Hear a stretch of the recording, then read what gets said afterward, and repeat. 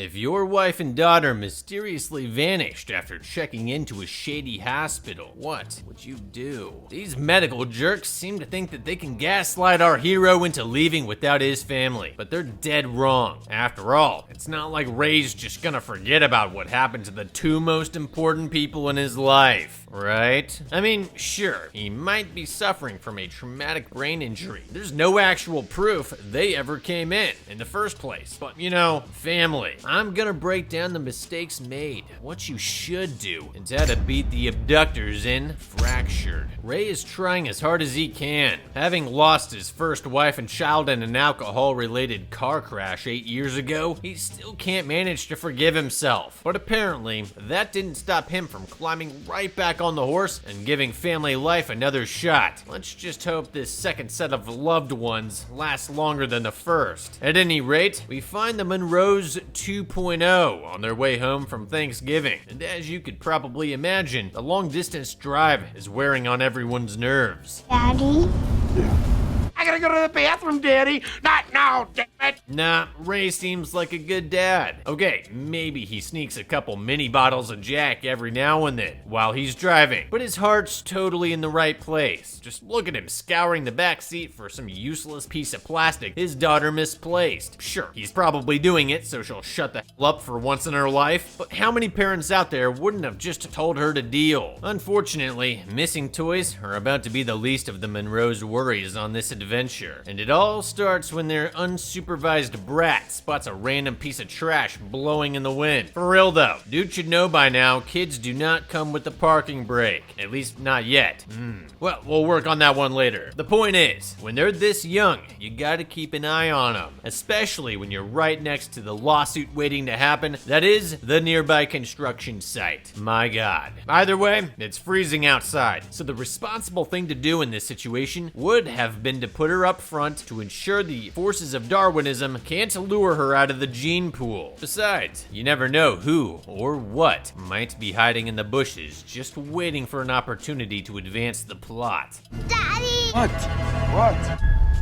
Harry, don't move. Solid advice. You'd never want to turn your back on a strange animal, especially one with innate predatory instincts like old Canis familiaris here. Normally, you'd want to back away slowly to create distance, but yeah, pit of death. So lateral movement is the best bet. Problem is, we're working with the wee one here, so keeping her still is probably a better option. The good news is that this dog doesn't seem to be showing any signs of aggression. In fact, it actually seems kind of friendly, and it's clearly wearing a collar, so it's not like it's totally unfamiliar with human interaction. I'm not saying we should assume it's harmless, but Ray acting like the sky is falling over a random pooch encounter is only going to freak Perry out even more. Commander Nerds, have you ever dreamt of leading heroes into legendary sci-fi worlds without risking your own dismemberment at the hands of a more competent enemy? Now you can, with this video's sponsor, Eternal Evolution. Eternal Evolution is a mobile idle RPG with strategy and gacha elements. It's free to play, again, no risk to you. That's important, I know. It's easy to play, anytime, anywhere, with no energy limits. Unbounded energy. One of Eternal Evolution's best features is their free-to-play friendly collaboration events, where worlds collide, and you can earn the allegiance of collaboration heroes, like Ghost in the Shell, Standalone Complex 2045's brand new time travelers, Solid State Society levels Assassin Motoku Kusanagi, who can teleport behind the target, Vanguard Bateau, who can dash into the selected area and fire a rocket toward the area with the most enemies. Support Pure Nozaki, who has an extremely powerful cyber brain hacking ability, and support Tachikoma, who are agile and powerful. These spider-like AI tanks provide support as they advance. Allegiance isn't given freely. You'll have to battle through the encounters of Public Security Section 9. Advance from the Foy Pharmaceutical Company to the Site Fortress, and fight against the enemies of the digital universe first to foil Sight's plans. Clearing these story stages will pay off big time. New players who start on the newest server and participate in the Grand Ceremony event will receive a guaranteed free SSS hero, Ravina, as well as lots of resources. Eternal Evolution is available on Android, iOS, and PC Simulator. To enter the Eternal Evolution Arena, use my code EESAC2045, scan my QR code, or click my link in the description. Honestly, this one is easy. We'll want to start by telling her to look at us while we approach to draw her attention away from the dog. This will help keep her at ease and prevent her from making eye contact, which could potentially be seen as a sign of aggression. Then, all we have to do is calmly walk over and seize the mutt by the collar so Perry can escape. At that point, if Fido chooses violence, we can chuck him in the pit of death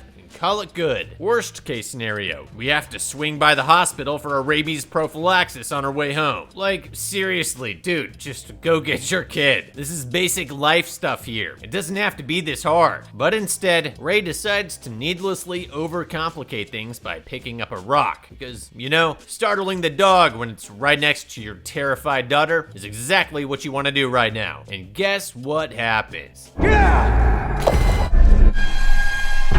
Nice one, Bat Dad. Starting to see why he's on his second family. Fortunately, it looks like Ray won't have to worry about starting up a third. Not yet, anyway. Upon regaining consciousness, he finds his wife, Joan, poring over their injured daughter, whose issues seem to be limited to a broken arm. That said, there's no way they could possibly know for sure just by looking at her, so the smart move would be to keep her lying still while we wait for an ambulance to arrive. Fact is, Perry fell from a pretty significant height, and unless there's some kind of immediate danger in the area that would require us to leave immediately, it's best not to move her in case she's damaged her neck and or back, as doing so could dramatically worsen what could already be a very serious injury. However, it turns out old Ray is simply determined to pile on the bad decisions by not only picking her up and carrying her back to the car, but also frantically driving them all to the nearest hospital after he himself just suffered a major head injury. I mean, for Christ's sake, dude, have Joan drive you if you're that concerned with saving time. At least then you won't have to worry about plowing head on into a semi once the adrenaline wears off. Plus, now you're forced to explain the situation to the ER nurse while your rapidly worsening brain bleed plays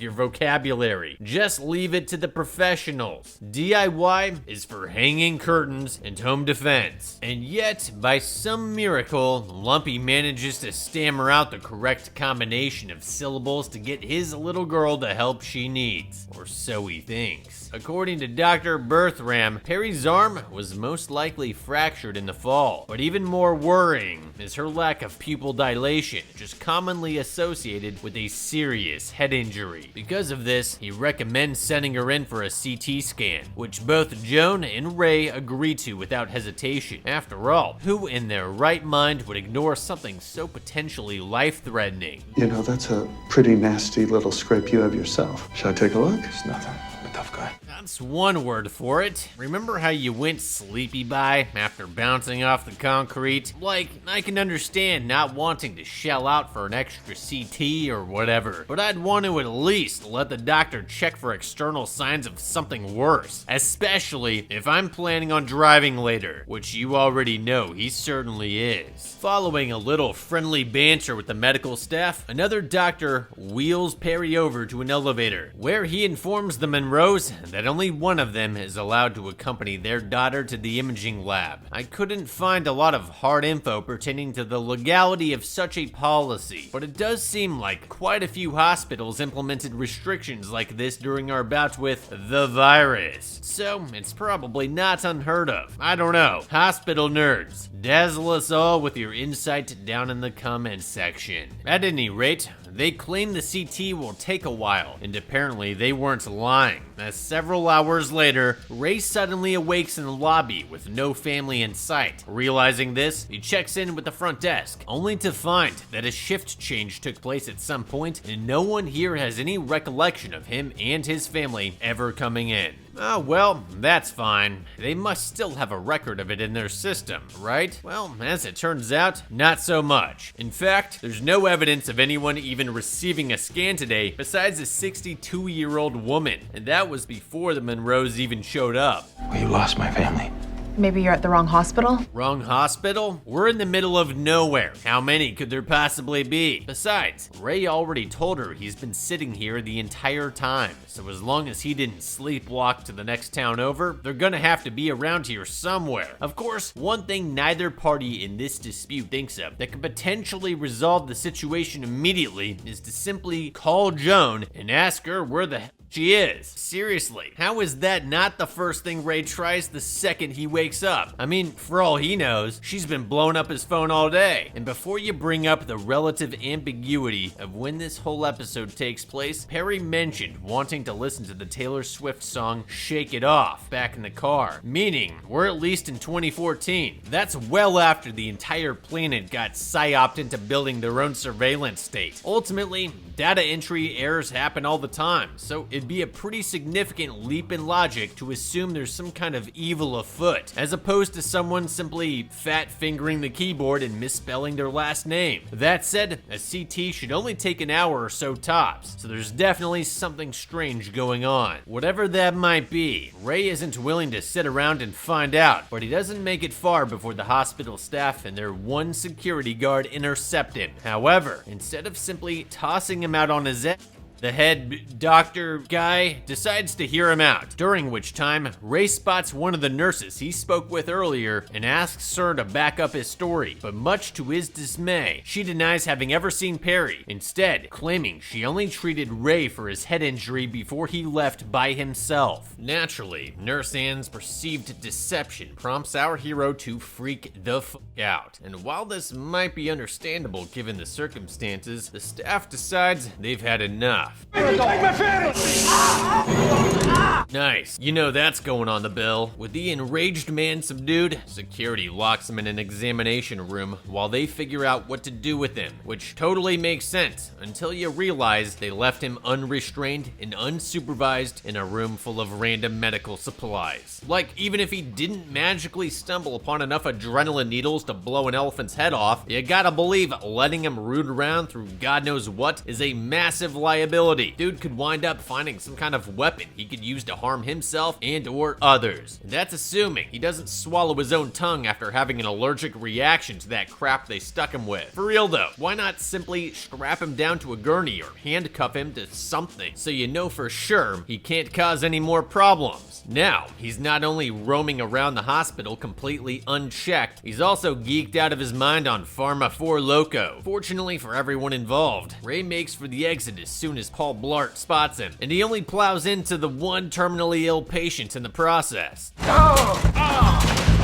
He'll be fine. So where do we go from here? Well, aside from calling Joan, which he still hasn't done, by the way, our best bet would be to dial 911 and report their disappearance. Once again, there is none, zero, not a zilch waiting period before you can file a missing persons report in the United States. Do not ever let anyone try to tell you that there is. There is not. The second you feel someone has legitimately vanished under mysterious circumstances, call it in. It could absolutely save their life. Yes, they were last seen entering a supposedly secure area, but a lot could have happened between then and Ray waking up. For all we know, they got nabbed in the parking lot while going to get something from the car. Not to mention the fact this hospital is kind of shady. I mean, you'd think they'd take a potentially missing patient a little more seriously and to have security come down to at least give off the appearance of trying to help. And then there's the fact that they admitted to treating Ray, while also claiming that no one by the name of Monroe was ever admitted. I'm not saying they secretly kidnapped his wife and daughter so they could sell their organs for beer money, but if they had done that, what exactly would they have done differently? Well, okay, they probably would have killed Ray and taken his organs too. Organs aren't cheap these days, but at the same time, it's unlikely the entire hospital would be in on the game. However, as luck would have it in this case, 911 ends up coming to Ray, and despite his frantic explanation and overall cracked out demeanor, he manages to convince the officers to investigate the situation. Back inside the hospital, everyone is super thrilled for the return of their favorite disruption, especially the security guard. But regardless of their feelings towards Ray and his claims, they decide to cooperate, take the officers to the ward where he allegedly saw them last. On the way, they run into the same doctor from earlier, who proceeds to act suspicious as all when asked about the Dr. Bertram. Well, if he can sort this out, it's probably worth giving him a call.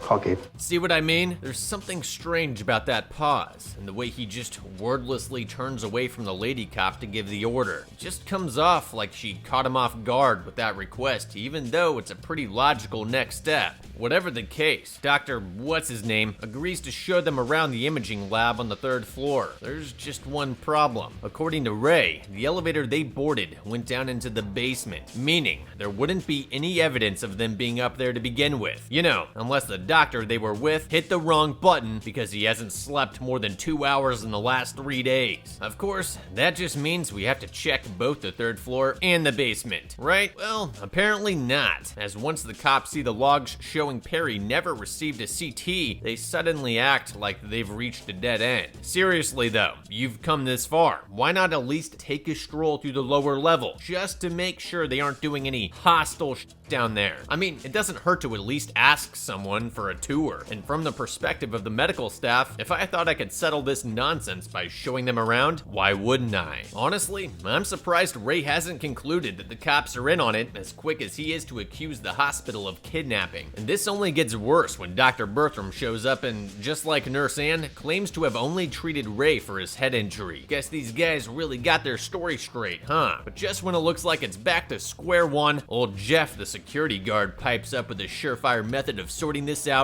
once and for all. And with that, the gang heads to his office to check the surveillance system. For real though, what the heck took you so long, dude? We should have done this the second the cop showed up, or better yet, back when Ray first noticed Joan and Perry were missing. And even if he didn't want some twitchy weirdo poking around his office, Ray could have shown him their picture from his wallet and let him review the footage on his own.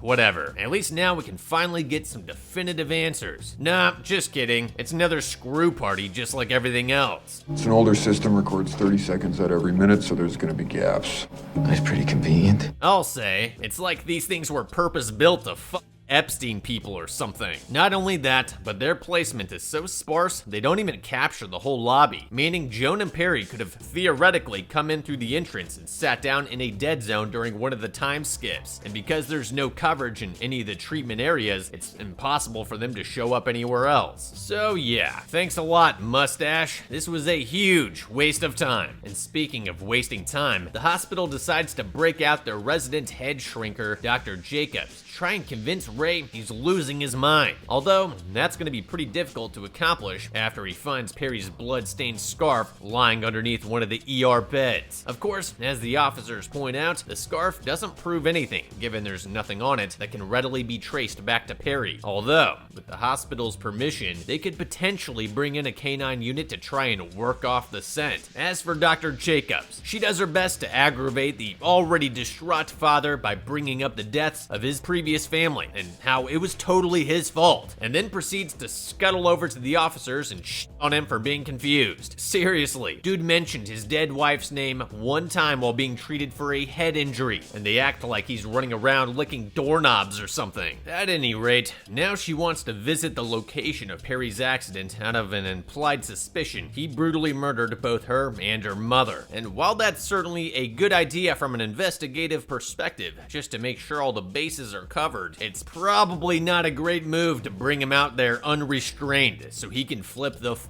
out if confronted by incriminating evidence, especially when you have someone like Jacobs in the scene who's openly accusing him of bashing his daughter's brains out with a big rock and then making everything up. So yeah, now this is happening.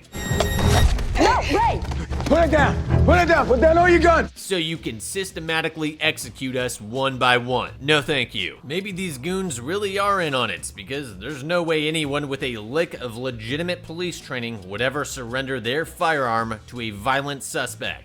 statistically speaking, that is instant death. Furthermore, they could have easily got a shot on his head at that distance, especially if even a single one of them went for the flank. Oh, but what if he shoots the doctor? Well, that's too bad. The police are armed for their protection, not yours. In fact, in the 1989 Supreme Court ruling, DeShaney v. Winnebago County Department of Social Services, it was ruled that the department had no duty to protect a victim from his killer. This was further reinforced in the 2005 Castle Rock v. Gonzalez decision when it was determined that police had no obligation to stop an abductor from claiming 3 innocent lives. Anyway, do with that information what you will. All I know is that these flatfoots are damn lucky Jacob's narrative was not true, because if Ray were actually a killer, he could have easily plugged every last one of them instead of simply trapping them inside the gas station. Was this still a good decision on his part? Well, maybe. The husband is always going to be the primary suspect in his wife's disappearance, and given the inordinate amount of blood present at the construction site, there's a solid chance of him getting railroaded for her and Perry's murders, regardless of whether their bodies were ever found. Furthermore, it's likely that once they arrested him, they'd stop looking into the hospital entirely, so if they really are being held back there, this might be the only way he'll find out. Will he still wind up going to jail for this if that's the case? Probably, but I'd much rather rot in a jail cell knowing my loved ones survived than live free wondering what the hell happened to them. Clearly, Ray agrees, as his next move takes him back to the hospital to investigate the mysterious lower level. And somehow, despite all the trouble he's caused today, he easily manages to hitman his way through the various wards using nothing but Jacob's key and his stolen lab coat. I mean, I would have at least tried altering my appearance a bit with a surgical mask or something. You know, maybe wash the blood off my face while I'm at it. However, just when it looks like he's playing on easy mode, Ray encounters a critical obstacle in the form of a locking mechanism preventing the elevator from going down. And guess who has the key? Yeah, something tells me we're beyond asking nicely at this point. Luckily, we won't have to.